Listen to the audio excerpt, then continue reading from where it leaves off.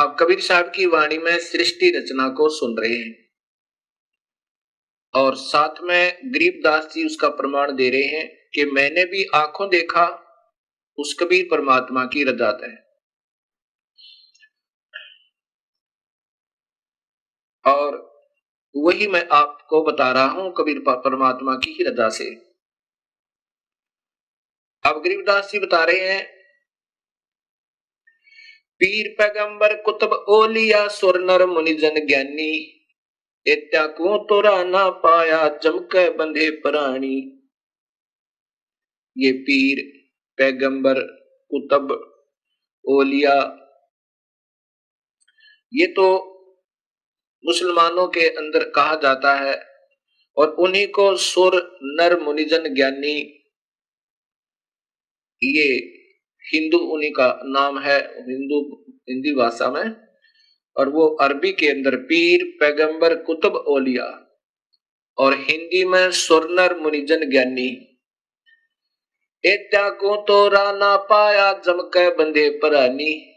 इनको तो प्रभु की भक्ति यथार्थ प्राप्त नहीं हुई और ये इस जम यम अर्थात काल साधना में ही बंधे हुए हैं।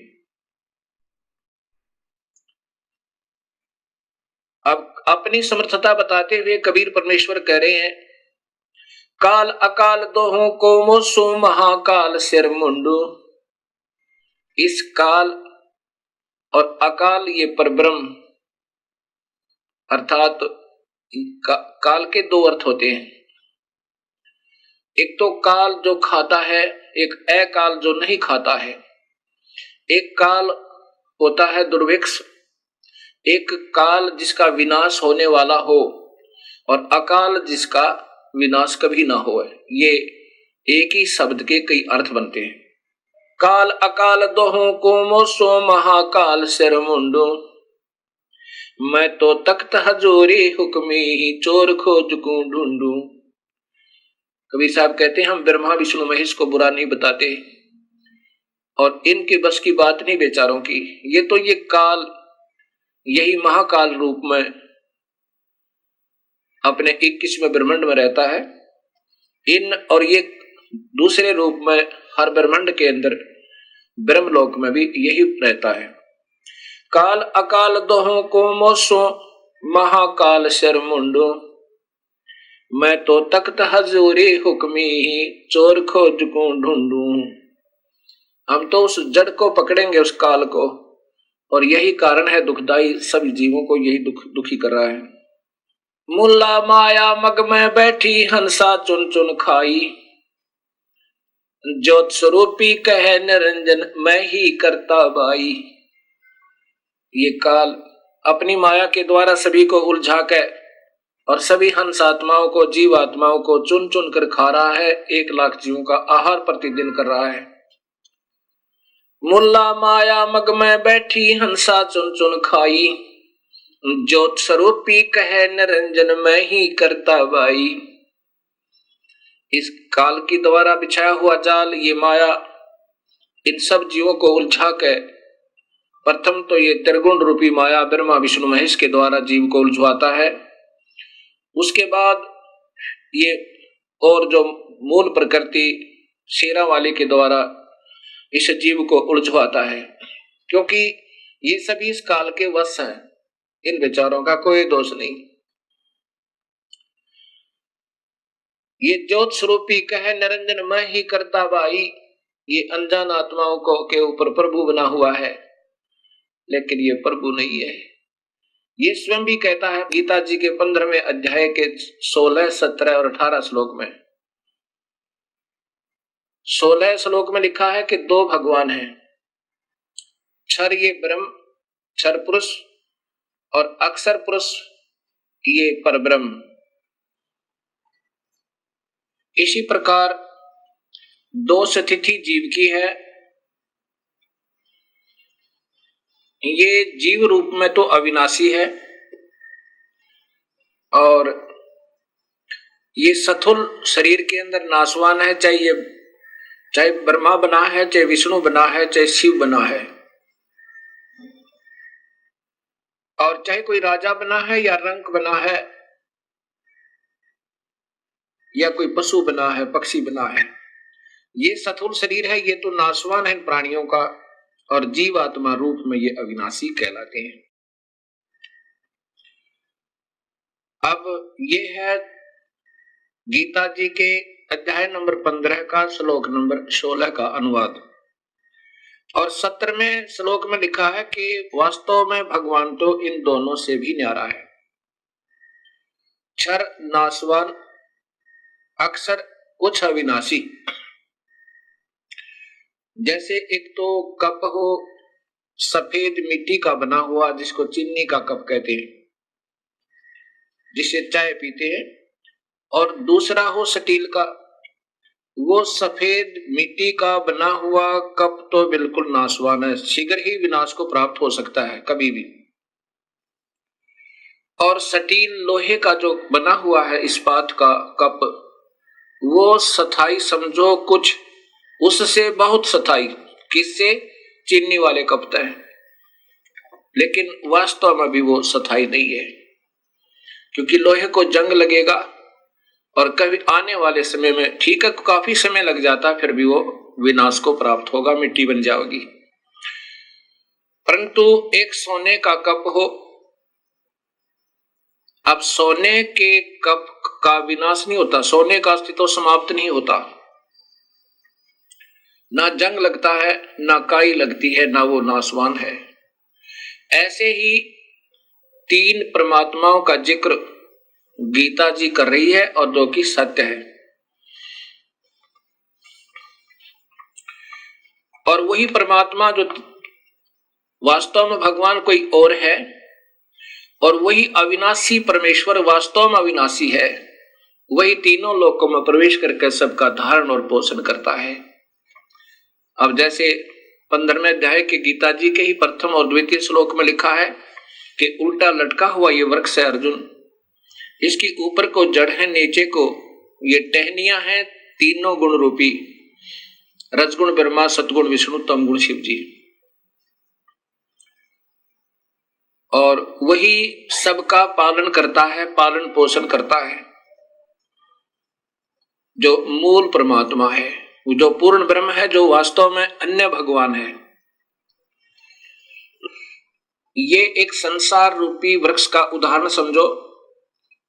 ये ऊपर उल्टा लटका हुआ एक वृक्ष, जिसकी ऊपर को जड़ है, नीचे को ये शाखाएं और ये तना, मोटी डार आदि हैं। अब सबसे ऊपर ये वो परमात्मा है जो वास्तव भगवान है, ये जानो। ये पूर्ण ब्रह्म, ये स्वयं कबीर देव है, कबीर परमेश्वर है। और इससे नीचे जो बाहर ये तना है, ये अक्षर पुरुष अर्थात पर ब्रह्म है। इससे आगे फिर ये टहनी जो मोटी डाल निकलती है, ये क्षर पुरुष अर्थात ये ब्रह्म, ये काल भगवान है। इससे फिर आगे ये तीन टहनियां बन गई, इसके पुत्र ब्रह्मा, विष्णु, शिव रूपी, ये इसकी शाखाएं हैं। अब ये ऐसे समझना है हमने सृष्टि रचना को, और यही गीता जी बता रही है। और ये पात रूप संसार, कबीर साहब कहते हैं अक्षर पुरुष एक पेड़ है, निरंजन वा की डार, और तीनों देवा शाखा है, ये पात रूप संसार। अब इसमें ये देखना है कि वास्तव में इसका पालन करता कौन है सारे वृक्ष का। ये मूल है, जड़ है, और ये जड़ है वो अन्य परमात्मा, वो पूर्ण ब्रह्म सत्य पुरुष कबीर साहब। अब आप देखिएगा ये पवित्र गीता जी, और इसके अंदर आपको ये श्रीमद् भगवत गीता, गीता प्रेस गोरखपुर से प्रकाशित, ये वही पुस्तक है जो मैं आपको बार बार दिखा रहा हूं।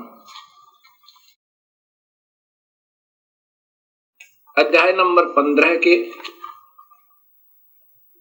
अध्याय नंबर 15 और ये श्लोक नंबर 16 है।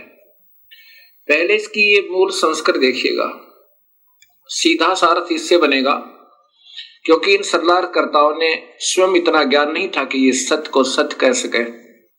ये लिखा है दुई इमौ पुरुषो लोके चर्च अक्षर, इस पृथ्वी वाले लोक में दो भगवान हैं।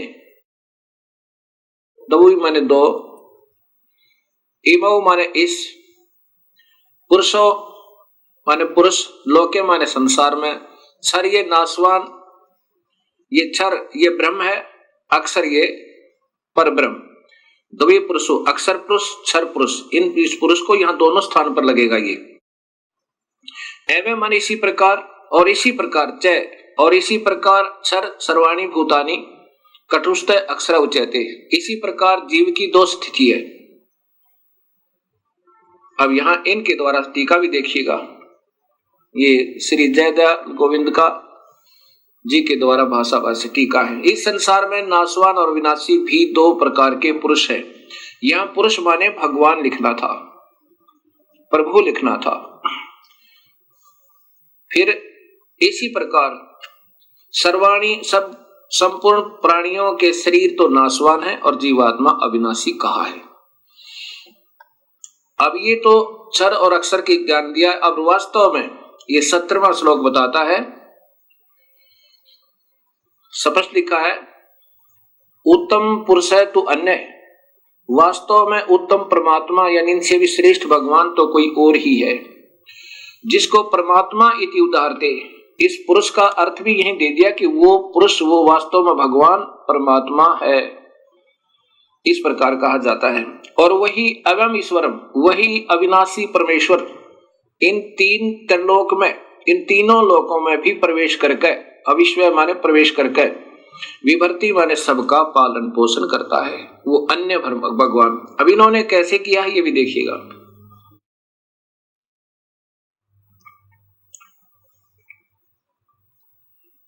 उत्तम पुरुष है तो अन्य ही है, इन्होंने भी स्पष्ट करने की कोशिश की है। यहां भगवान लिखना चाहिए था। उत्तम भगवान तो कोई अन्य है, प्रभु तो कोई अन्य है, जो तीनों लोकों में प्रवेश करके सबका पोषण कर, धारण पोषण करता है, अविनाशी परमेश्वर परमात्मा इस प्रकार कहा गया है। अब यहां सिद्ध कर दिया कि वही पुरुष यानी परमात्मा, उसी को परमात्मा भी कहते हैं, वही वास्तव में भगवान है। अब ये सिद्ध करना चाहता है दास ने कि गीता बता रही है कि परमात्मा कोई और है, ये स्वयं काल बोल रहा है गीता जी में, ये ब्रह्म बोल रहा है। अब 18वें श्लोक में स्पष्ट है, ये स्वयं काल भगवान कह रहा है कि क्योंकि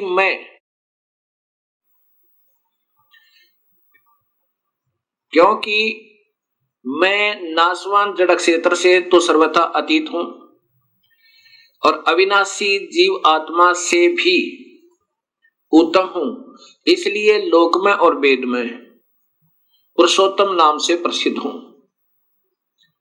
क्या बताना चाहा है, यही मैं आपको बताना चाहता था। लोक वेद क्या है?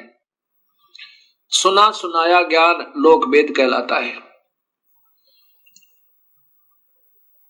अब ये ब्रह्म भगवान क्षर पुरुष अर्थात काल भगवान स्वयं स्वीकार कर रहा है कि मुझे तो केवल इसलिए भगवान कहते हैं, पुरुषोत्तम कहते हैं कि मैं इस जीव आत्मा से जो मेरे अंतर्गत है, मेरे ब्रह्मांड में 21 ब्रह्मांडों में है,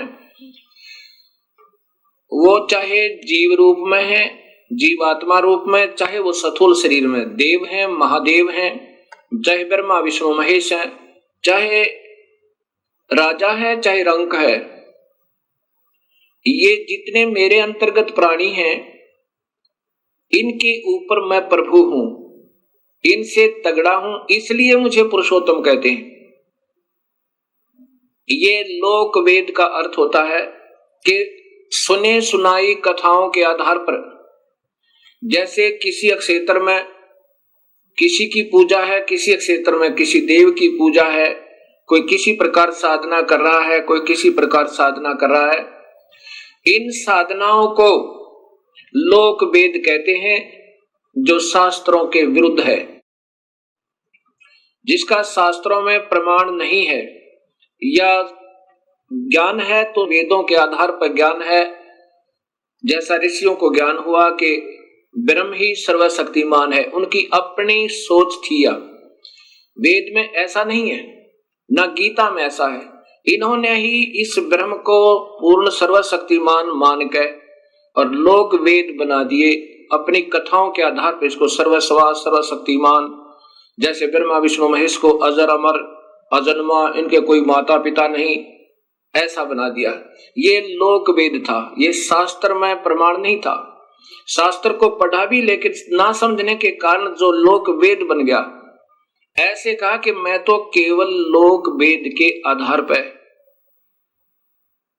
पुरुषोत्तम कहलाता हूं, क्योंकि ऋषियों को पूर्ण ज्ञान नहीं हो पाया। वेद भी पढ़े और उसमें पूर्ण परमात्मा के महत्व जैसा ही इस ब्रह्म को जानकर इसकी ही साधना ओम नाम के जाप से करते रहे। तो यह स्पष्ट कह रहा है कि मैं इसलिए प्रभु माना जाता हूं, और जो मुझे ऐसे परमात्मा मान रहा है अपने ही ज्ञान से, वास्तव में उसको ज्ञान सही नहीं है, तो वो मुझे ही हमेशा भजता रहता है। और ये अनमोल शास्त्र मैंने तेरे से बता दिया, रहस्य युक्त। भगवान रहस्य युक्त क्यों कहा? जब ज्ञान है तो स्पष्ट सबके सामने ही आना चाहिए था। रहस्य युक्त क्यों कहा? क्योंकि ये हमेशा हर जीव को गुमराह करने की चेष्टा करता है। अब इसी गीता जी के अब 19 और 20 श्लोक आपको फिर दिखाता हूं। ये गीता अध्याय नंबर 15 है, श्लोक नंबर 19। इसमें देखिएगा, हे भारत, जो ज्ञानी पुरुष मुझको इस प्रकार पुरुषोत्तम जानता है, जैसा कि 18वें श्लोक में आपने सुना, वह सर्वज्ञ, सब प्रकार से निरंतर, माम माने मुझे ही, ये वासुदेव इन्होंने अपनी तरफ से लिख दिया, सीधा अर्थ है माम माने मुझको ही, भजती माने भजता है। जो सुने सुनाए ज्ञान के आधार पर मुझे प्रभु मान रहा है वो मुझे ही भजता है, अर्थात पूर्ण परमात्मा को नहीं भजता। अब 20वां श्लोक देखिएगा, ये इस अध्याय का अंतिम श्लोक है। हे निष्पाप अर्जुन, इस प्रकार यह अति रहस्य युक्त गोपनीय शास्त्र मेरे द्वारा कहा गया, इसको तत्व से जानकर ज्ञानवान और कृतार्थ हो जाता है। अब जो सच्चाई मैंने बता दी, ये काल भगवान कह रहा है। इस प्रकार जो सही समझ जाएगा कि मैं परमात्मा नहीं हूं और वास्तव में प्रभु कोई और है, ऐसे जो समझ जाता है ये गुप्त से गुप्त ज्ञान, रहस्य में ज्ञान को, तो वो फिर समझो पूर्ण ज्ञानी हो गया। और फिर वही अपने हिसाब से साधना करता है।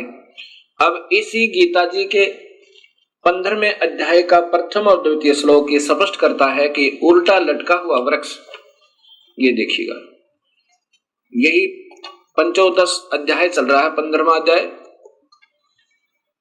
ये ऊपर देखिएगा,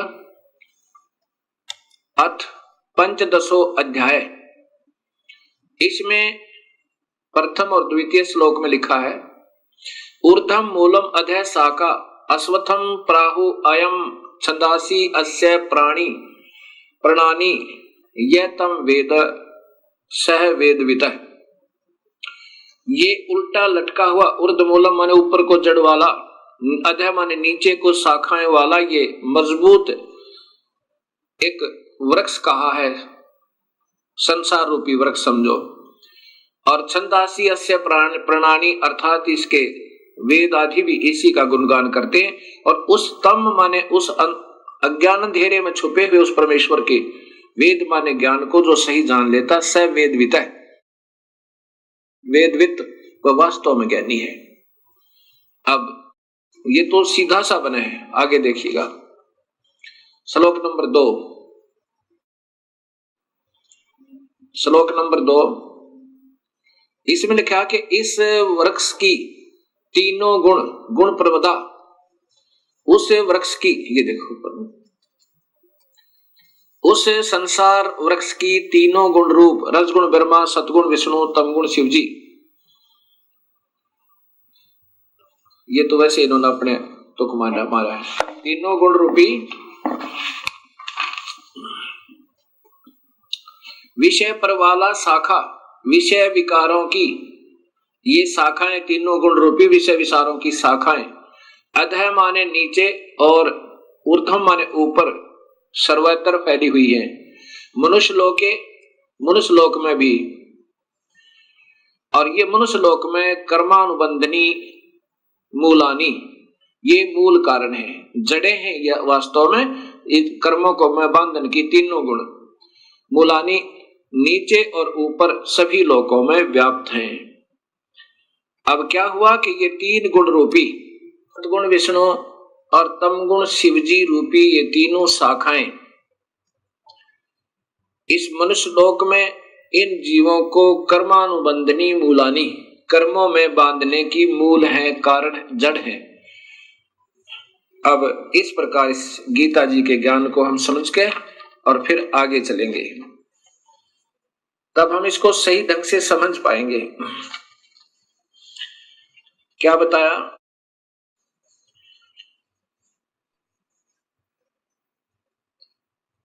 मुल्ला माया मग में बैठी हंसा चुन चुन खाई, ये ज्योत स्वरूपी भया निरंजन, कह निरंजन मैं ही करता वाई। अब ये कह रहा ना कि मैं तो केवल इसलिए भगवान हूं, प्रभु हूं कि इस जीवात्मा से तथा ये सथुर शरीर में प्राणियों से उत्तम हूं। तो यहां कहते हैं मुल्ला माया मग में बैठी हंसा चुन चुन खाई, ज्योत स्वरूपी भया निरंजन मैं ही करता वाई।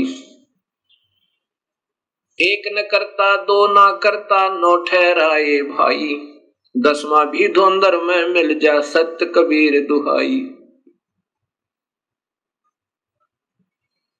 अब इन्हीं विष्णु जी के अवतार 9 तो हो चुके हैं और 10वां अभी आएगा। वो नीकलंक नाम से विष्णुदत्त शर्मा के घर पर संभल नगरी में अवतार लेगा। एंड ऑफ द कलयुग, कलयुग के अंत में उसमें सभी प्राणी मांसाहारी, कर्तघनी और भक्तिहीन हो जाएंगे। उसमें मनुष्य की आयु 20 वर्ष की होगी, स्त्री और पुरुष की, जिसमें से 5 खंड होंगे। खंड का मतलब है कि 5 वर्ष, जैसे आजकल 100 वर्ष की आयु मानते हैं, तो 75 में 80 में आम व्यक्ति की मृत्यु हो जाती है। ऐसे उस समय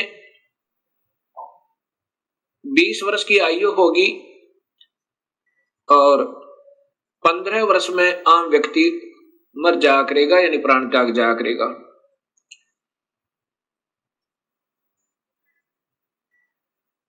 उसमें 5 वर्ष की लड़की के बच्चे उत्पन्न होने प्रारंभ हो जाएंगे और कुल कद जो है, हाइट मानव की ज्यादा से ज्यादा 1.5 या 2 फुट होगी। ऐसे बिल बना करके रहा करेंगे, सब मांसाहारी होंगे। उसमें पृथ्वी के अंदर उपजाऊ अंश नहीं रहेगा। उन कृतघ्नी प्राणियों को समाप्त करने के लिए ये काल अपना ही कोई वहां गण, जैसे 10वां अवतार कौन आएगा? ये राजा हरिश्चंद्र जो कलयुग में बड़े महान पुरुष हुए हैं, उन्होंने प्रभु के लिए अपने बच्चों को भी बेच दिया, अपनी पत्नी को भी बेच डाला, लेकिन अपना सत्य नहीं हारा। इस प्रकार अब वो उस समय की हुई अच्छी साधना के आधार पर स्वर्ग में है और फिर स्वर्ग भोग गए। उसी को फिर ये 10वां अवतार बना गए, ये काल भेजेगा, फिर उसके कर्म बिगड़वा देगा। यहां पर वो सबको खत्म करेगा। जैसे परशुराम जी ने अक्षत्रियों को काट डाला, उसको शक्ति दे दी काल ने, और ऐसे ही महाभारत का जब युद्ध करवाना था, अर्जुन को शक्ति दे दी काल ने, और जब वो अनर्थ हो लिया फिर वो छीन ली। और फिर वो अर्जुन बिल्लों ने पीटा और वो गांडीव धनुष नहीं चला उससे, तब वो स्वयं अर्जुन कहता है कि मेरे को भगवान कृष्ण ने छल लिया, युद्ध करवाना था तब तो शक्ति दे दी, अब मेरे से ये धनुष नहीं चल रहा।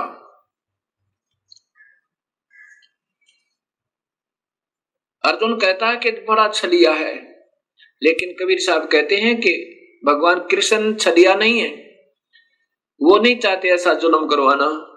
ये तो सब खेल काल खेल रहा है और ये ब्रह्मा विष्णु महेश और इन्हीं के अवतार बनाकर वो काल इन सबको नचा रहा है। उसके पास रिमोट कंट्रोल है सबका, ये तो खिलौने हैं उस काल के सामने।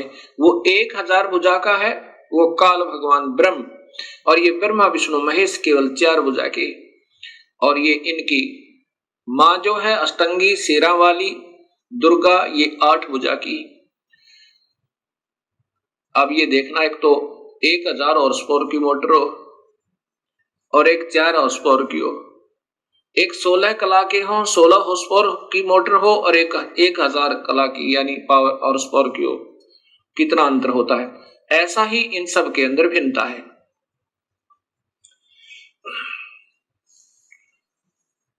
तो इस प्रकार ये काल सभी को नचा रहा है, और वो 10वां जो अवतार आएगा राजा हरिश्चंद्र, यहां इन सब कर्तघनी प्राणियों को मार डालेगा, और वहां जितनी हत्या वो करेगा उसके पाप कर्मों को उसकी ही अकाउंट में लिख दिया जाएगा। और जब ये अवतार यहां अपना 10वां पूरा कार्य करके चला जाएगा या उछल कूद के, फिर इसको नरक में ठोका जाएगा जब इसके पुण्य अक्षीण हो जाएंगे। ऐसे ये काल सबको धोखा देके अस्थायी सुख दिखा के इन सबको नचा रहा है, ऐसा कबीर परमेश्वर बताना चाहते हैं।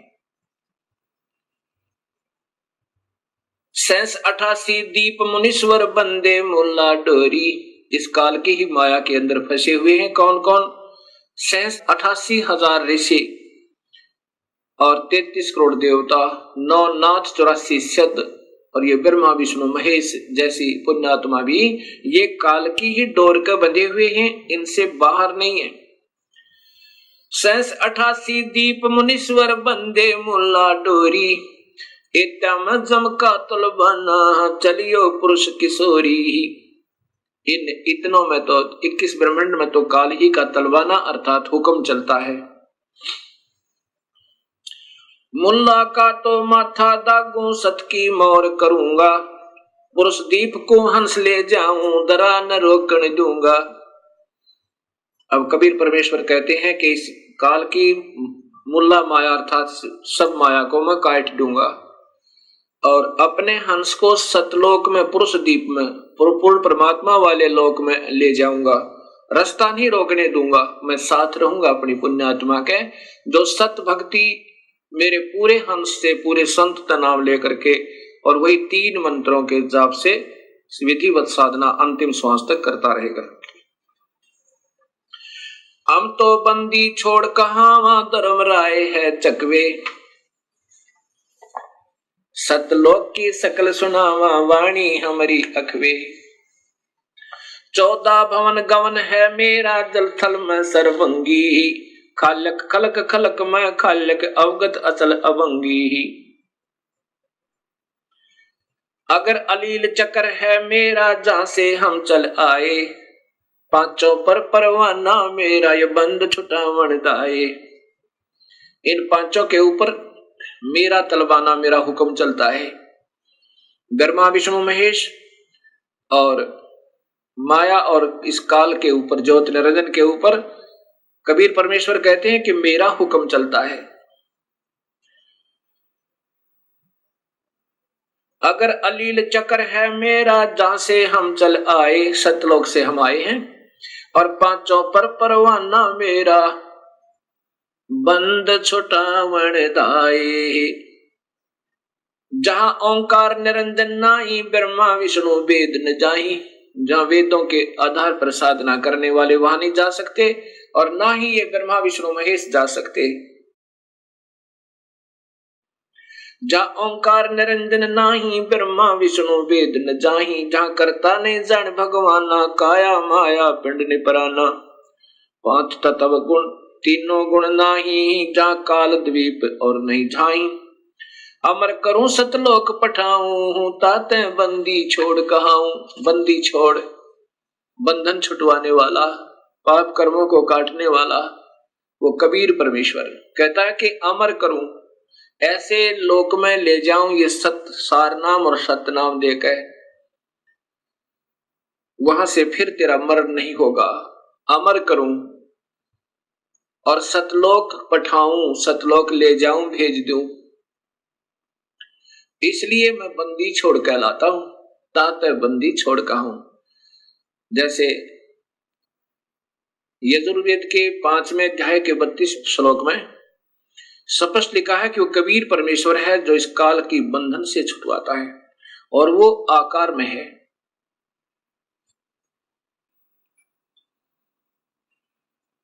अब कबीर साहब कह रहे हैं कि अमर करूं सतलोक पठाऊं, ताते बंदी छोड़ कहाऊं। बंदी छोड़ का अर्थ होता है बंधन से छुटवाने वाला, काल की कारागार से छुटवाने वाला। अब ऋग्वेद आपको बताएगा कि वो बंदी छोड़ कौन है, ये आपके यजुर्वेद बताएगा। ये यजुर्वेद आपको दिखाते हैं।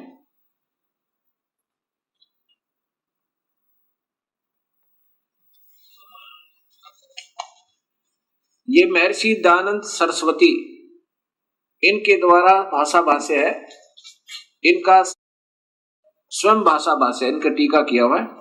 और ये श्लोक नंबर 32वां अध्याय नंबर 5 का श्लोक नंबर 32 आप देखिएगा। ये रहा,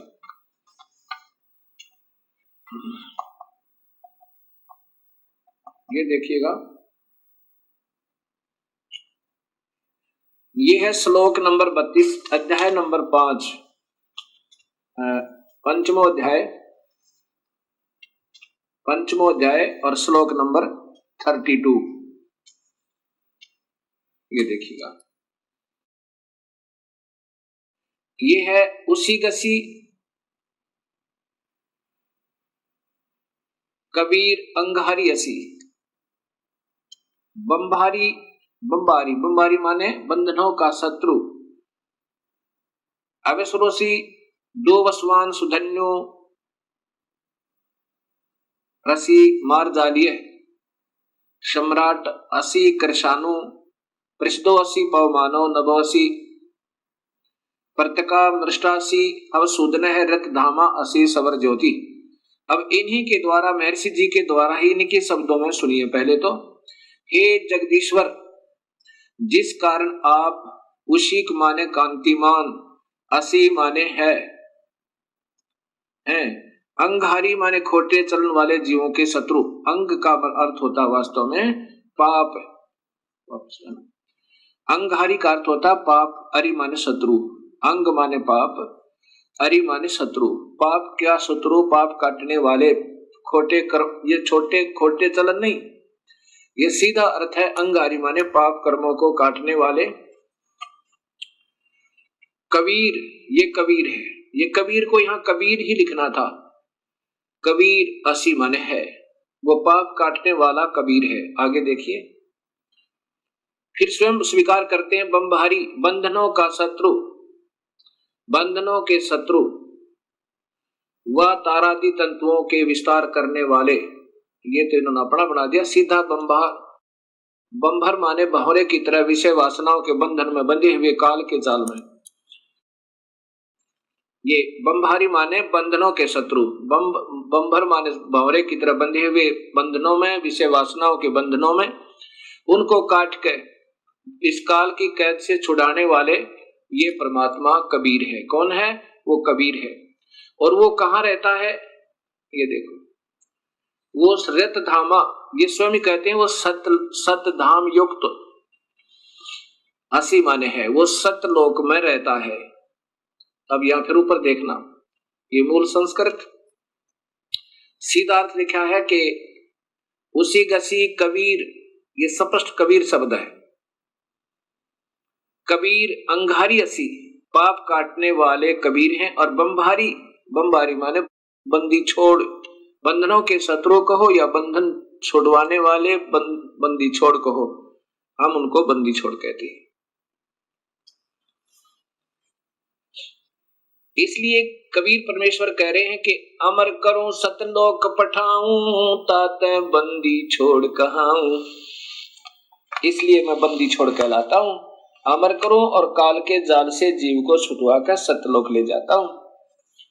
अब गरीबदास जी, वही कबीर परमेश्वर की प्यारी आत्मा, अपने प्रभु की समर्थता कैसे बताते हैं और इस काल के जाल को कैसे समझाना चाहते हैं। अब क्या बताते हैं?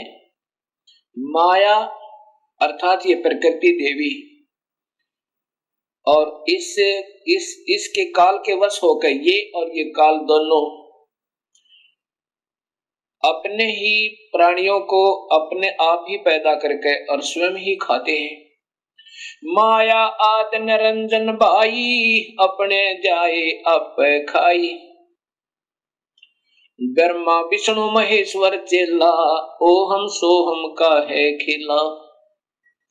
ये ब्रह्मा विष्णु महेश, ये तीनों इसी के अधीन है। ये बेचारे इस काल के वश हैं। और ये ओम सोहम का है खेला। ओम ये माया है और ये काया समझो, और इसमें जीव इस काया के अंदर इन्होंने फंसा रखा है। शिखर सुन में धर्म अन्यायी, जिन शक्ति डायन मैल पठाई।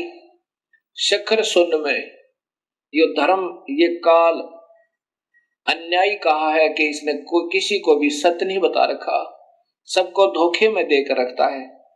अभी आप देखिएगा ये 21 ब्रह्मांड का चित्र, ये शिखर शून्य में, यहां देखो ये 21 ब्रह्मांड का, इस काल के ब्रह्मांडों का चित्र है। ये ज्योत निरंजन काल ब्रह्म के 21 ब्रह्मांड का लघु चित्र। ये काल यहां बैठा है।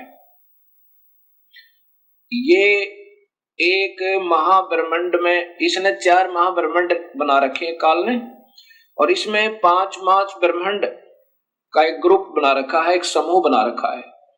इनमें सभी प्राणियों को नचा रहा है और स्वयं ये 21वें ब्रह्मांड में, स्वयं शिखर में, सबसे ऊपर चोटी में ये काल निरंजन अपने निज लोक में रहता है। और यहाँ पर ये तपस्विला है, ये सब्जियों को भून कर खाता है। ये नकली लोक बना रखे हैं इसने, सतलोक की नकल करके। और यहाँ पर वो 12 दूतों को रखता है, जहां पर अपने नकली दूत बनाकर, संत बनाकर भेजता है, जो सब शास्त्र विरुद्ध साधना बताते रहते हैं। शिखर सोन में धर्म अन्यायी, युग काल अन्यायी, जिन शक्ति डायन मैल पठाई। यहाँ पर अपनी शक्ति से, इस देवी से सभी ब्रह्मांडों में स्वयं ही एक एक ब्रह्मलोक बनाकर और वहां सबको नचा रहा है और ब्रह्मा विष्णु महेश की उत्पत्ति करता रहता है। शिखर सोन में धर्म अन्यायी, जिन शक्ति डायन मैल पठाई। लाख गिरा से नित उठ दूती, माया आद तकत की कुती। इस काल भगवान को कबीर परमात्मा बहुत बुरे शब्दों से लताड़ रहा है कि ये नीच आत्मा इन सबको धोखा देकर ले आया यहाँ पे, झूठे लालच में। अभी इनको सब झूठे लालच में ही लगा रहा है। 1.25 लाख घड़िए नत भांडे, हंसा उत्पत्ति पर ले डंडे। 1.25 लाख रोजाना 1 लाख को तो रोज खाता है ये काल, मानव शरीरधारी प्राणियों को, और 1.25 लाख की उत्पत्ति करता है। लाख गरा सैन्यत उठ दूती, माया आद तकत की कुती। यानी वहां से इसने गंदा कर्म किया, कुत्तों जैसा व्यवहार किया इस लड़की के साथ, इसलिए काल को वहां से निकाल दिया। और फिर कहा कि ये 1 लाख जीवों का रोजाहार करता है ये काल भगवान, जिसको ये नादान आत्मा सभी पूज रही हैं। और इसी के 3 पुत्र हैं, ब्रह्मा विष्णु महेश। 1.25 लाख घड़िए नत भांडे, हंसा उत्पत्ति पर ले डांडे। 1.25 लाख प्रतिदिन जीवों की उत्पत्ति करता है और 1 लाख का आहार कर लेता है। ये भक्त आत्मा हंस आत्माओं को जन्म और मरण के दंड से दंडित करता रहता है। ये तीनों चेला पटपारी, सरजे पुरुषा सरजी नारी।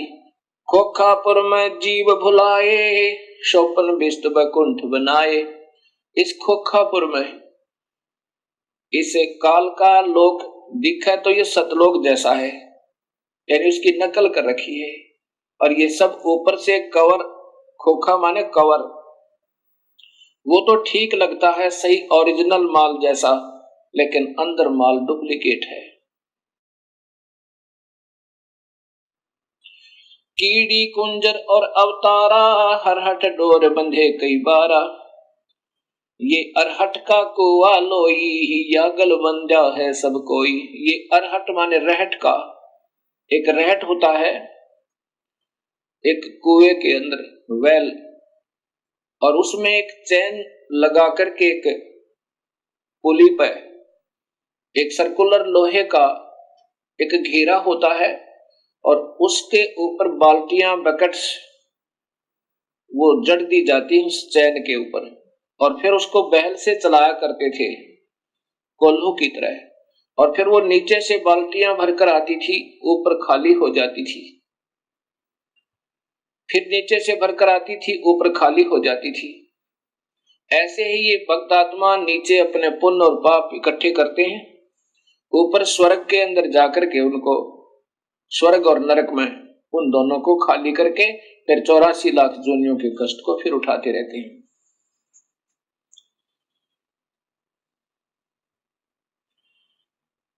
कीड़ी कुंजर और अवतारा, हरहट डोर बंधे कई बारा। कीड़ी यानी चींटी से लेकर और हाथी तक, और ये अवतार भी ऐसे ही काल के जन्म मरण रूपी रहट से बंधे हुए हैं। अरब अलील इंद्र हैं भाई, हरहट डोर बंधे सब आई। शेष महेश गणेश्वर ताही, हरहट डोर बंधे सब आही। ये शेष महेश ये गणेश्वर ये भी सब जन्म मरण के अंदर ही हैं, ब्रह्मा विष्णु महेश भी। शुक्रादिक ब्रह्मादिक देवा, हरहट डोर बंधे सब खेवा। शुक्रादिक ये शुक्राचार्य जैसे महापुरुष भी, और ब्रह्मादिक ब्रह्मा विष्णु महेश आदि ये भी इस जन्म मरण की रहट की डोरी में सब बंधे हुए हैं। कोटिक करता फिरता देखा, हरहट डोर कहूं सुन लेखा। ये चतुर्भुजी भगवान कहाँ में, हरहट डोर बंधे सब आवे।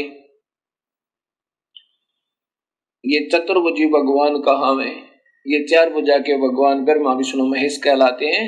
ये भी इस जन्म मरण के चक्कर रूपी रहट की डोरी से बंधे हुए हैं। ये है खोखापुर का कुआ, इसमें पड़ा सो निश्चय मुआ। ये वो बहुत ही निम्न सत्र का स्थान है, इसमें जो भी हो गया पैदा हो गया वो मरेगा, और मर गया उसका जन्म अवश्य होगा। ये सृष्टि रचना कबीर परमात्मा ने स्वयं सुनाई और साथ में सभी शास्त्रों में अब काल का प्रमाण, अब काल का प्रमाण आप स्वयं देखिए गीता जी के अंदर। ये ब्रह्म काल छतपुरुष स्वयं अपने आप को कहता है कि मैं काल हूं।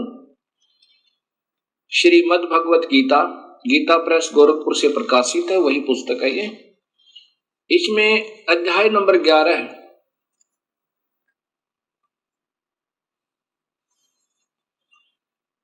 के श्लोक नंबर 31 में, ये 32 है और 31 में अर्जुन पूछ रहा है कि मुझे हे भगवान हे उग्र रूप वाले, जब इन्होंने विराट रूप दिखाया, 1000 भुजा का, 1000 आंखें आदि आदि, तो अर्जुन पूछ रहा है कि मुझे बतलाइए आप उग्र रूप वाले कौन हैं? हे देवों में श्रेष्ठ, आपको नमस्कार हो, प्रसन्न होइए। आज हम आधम का अर्थ होता है यम माने आदि माने पुराना, यम माने काल। हे वास्तव में काल रूप, इन्होंने आदि पुरुष लिखा। भवंत, आपको विशेष रूप से जानना चाहता हूं, क्योंकि आपकी प्रवृत्ति को नहीं जानता। अब देखो, अर्जुन पूछ रहा कि आप कौन है, तो स्वयं ये ब्रह्म कहता है। श्री भगवान वाच, नीचे देखिए, अर्जुन के पूछने पर श्री भगवान बोले, हे अर्जुन, मैं लोगों, ये 32वां श्लोक है, ये देखिएगा, ये 32वां श्लोक है। लोगों का नाश करने वाला बढ़ा हुआ काल हूं। ये तो बढ़ा चढ़ा के लिखते हैं, काल है, महाकाल लिख दिया। मैं काल हूं, इसमें इन लोगों को नष्ट करने के लिए प्रवृत्त हुआ हूं। ये जो प्रतिपक्ष की सेना में स्थित योद्धा लोग हैं, ये तेरे मारे बिना भी, ये देखिएगा कि जितने वे सब तेरे मारे बिना भी नहीं रहेंगे, इन सब का नाश हो जाएगा। अब यहां फिर देखिएगा, ये कहते हैं कि मैं अब प्रवृत्त हुआ हूं। प्रवृत्त हुआ हूं मतलब मैं प्रकट हुआ हूं, ये स्वयं कहते हैं। फिर देखना, लोगों का विनाश करने वाला, लोगों को विनाश करने वाला बढ़ा हुआ काल हूं। स्वयं स्वीकृति दे रहे हैं कि मैं काल हूं, इसमें इन लोगों को नष्ट करने के लिए प्रवृत्त हुआ हूं। अर्थात प्रवृत्त हुआ हूं क्यों कहा? क्योंकि भगवान श्री कृष्ण नहीं थे। अपनी सिद्धि से काल श्री कृष्ण जी के शरीर में प्रवेश कर गया, और जो प्रतिपक्ष की सेना में स्थित योद्धा लोग हैं, ये तेरे मारे बिना भी मैं मर जाएंगे, मैं इनको खत्म कर दूंगा। अब आप देखिएगा, ये विष्णु महापुराण, इसमें स्वयं स्वीकृति दी है कि विष्णु का, अर्थात ये काल ही महाविष्णु, महाब्रह्मा, महाशिव रूप में ये डबल रोल करता है, स्वयं ही रोल करता है। गीता प्रेस गोरखपुर से प्रकाशित श्री विष्णु महापुराण, श्री विष्णु पुराण, इसके अंदर देखिए, ये संस्कृत भी साथ है, यहां से देखिएगा। हे द्विज, परब्रह्म का प्रथम रूप पुरुष है, यानी ये दिक काल जो है ये ब्रह्म है। परब्रह्म तो वैसे तुक्के मारा अपने हिसाब से अनजानपने में। ब्रह्म का प्रथम रूप तो पुरुष है। अव्यक्त और व्यक्त, ये इनकी अपनी सोच है। व्यक्त, अव्यक्त और व्यक्त। अव्यक्त माने ये प्रगट आकार में नहीं आता, और व्यक्त व्यक्तिगत रूप यानी प्रगट होकर ये ब्रह्म लोक में रहता है, चतुर्भुज रूप में, महाब्रह्मा महाविष्णु रूप में। उसके अन्य रूप हैं। अव्यक्त माने निराकार, व्यक्त आकार। अव्यक्त ये किसी के सामने नहीं आता अपने वास्तविक काल रूप में, ये वहां 21वें ब्रह्मांड में आकार में ही रहता है। और यहाँ व्यक्त महाब्रह्मा महाविष्णु महाशिव रूप में, ब्रह्मलोक में व्यक्त रूप में, आकार रूप में रहता है। उसके अन्य रूप हैं, तथा काल उसका परम रूप है। असली रूप काल है। किसका? उस काल का, ज्योत स्वरूपी निरंजन का। अब यहां देखिएगा कि भगवान विष्णु जो व्यक्त अव्यक्त पुरुष काल रूप से स्थित होते हैं, व्यक्त, अब जैसे ब्रह्मलोक के अंदर ये महाब्रह्मा महाविष्णु शिव रूप में, ये व्यक्त रूप में है। अव्यक्त ये गुप्त रूप में कृष्ण में प्रवेश कर गया, पुरुष और काल रूप से स्थित है। एक तो भगवान जैसा दिखे और वास्तव में ये काल है। और यहां देखिए, हे द्विज, काल रूप भगवान अनादि है, इनका अनंत नहीं है, इसलिए संसार की उत्पत्ति, स्थिति और प्रलय भी कभी नहीं रुकते। अब यहां देखिए, पुरुष के प्रकृति से पृथक स्थित हो जाने पर ये काल इस देवी को छोड़कर और 21वें ब्रह्मांड में चला गया। हो जाने पर विष्णु भगवान का काल रूप परवर्त होता है। ओए होए, स्पष्ट लिखा है। ये महाविष्णु से प्रारंभ होती है विष्णु पुराण, और फिर त्रिलोकीय विष्णु की महिमाओं से समाप्त होती है। अब यहाँ वो विष्णु भगवान का वो जिसको परब्रह्म लिखा वहां पर वो गलती से ये अपनी सोच से अब लिखा है कि प्रकृति से अलग हो जाने पर, ओए होए, पुरुष के यानी काल भगवान के प्रकृति से पृथक हो जाने पर विष्णु भगवान का काल रूप परिवर्त होता है, यानी वो वास्तव में वहां काल रूप में रहता है 21वें ब्रह्मांड में।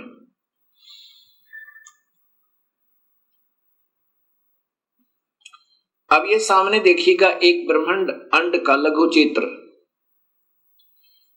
इसमें ये 7 लोक हैं नीचे के, ये पाताल लोक, ये अन्य लोक हैं, उतल, अवतल, रसतल, तुतल, वितल, अतल, और ये है पृथ्वी जिस पर हम बैठे हैं। और ये इधर देखिएगा, ये इंद्र लोक है, ये स्वर्ग और नरक लोक है, ये धर्मराय का लोक है जहां पर सब प्राणियों का लेखा जोखा होता है, जो यहाँ का एक न्यायाधीश नियुक्त किया गया है काल भगवान के द्वारा। ये काल भगवान के तीसरे पुत्र शिव जी हैं, ये शिवलोक है।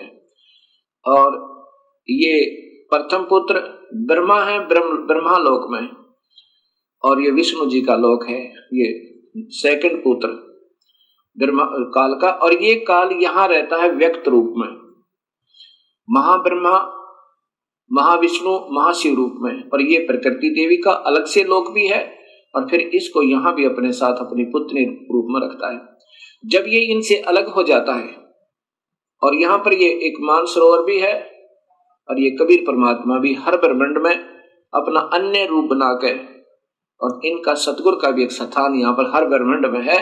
जो प्राणी इनकी सत भक्ति करते हैं, अगर वो पार नहीं होते तो उनको तब तक हर ब्रह्मांड में यहाँ रखता है, और फिर जब भक्ति युग आता है तो फिर उनको दोबारा जन्म दे देता है, और फिर अपने बच्चों को ढूंढ लेते हैं। अब ये एक ब्रह्मांड का चित्र है।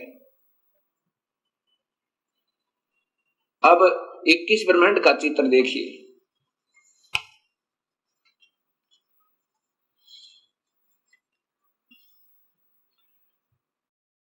ये देखिए पूरा का पूरा।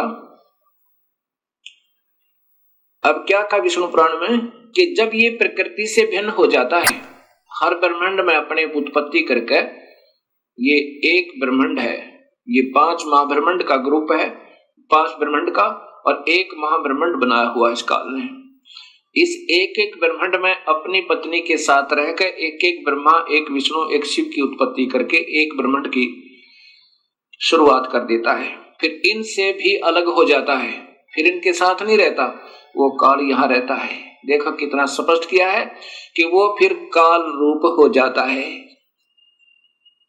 इस 21वें ब्रह्मांड में। तो यहाँ गरीबदास जी कहते हैं, शिखर सुन मधुरम अन्यायी, जिन शक्ति दायन मैल बैठाई। इसको छोड़ के प्रकृति से ये दबाव से काम लेता, जबरदस्ती, बाई फोर्स। ऐसे ही सभी तीनों पुत्रों को रजगुण, सतगुण, तमगुण बनवा दिया। अब ये बेचारे क्या करें, जैसे मिर्च बन गई तो मिर्च का स्वभाव तो रहेगा ही, उसका क्या दोष बेचारी का। अब यहां देखिएगा कि आपको ऋग्वेद दिखाऊंगा, उसमें लिखा कि इस काल ने इन सभी 21 ब्रह्मांडों को ऐसे गोल आकार, वृत्ताकार में सबको घेर कर, और उससे भी बाहर बैठा है, इनसे भी बाहर बैठा है, यहां बैठा है अतितिष्ठन्त, इनसे भी बाहर है, वृत्ताकार में, गोलाकार में रोक के। अब ऋग्वेद दिखाता हूं सृष्टि रचना में। अब देखिएगा ये ऋग्वेद,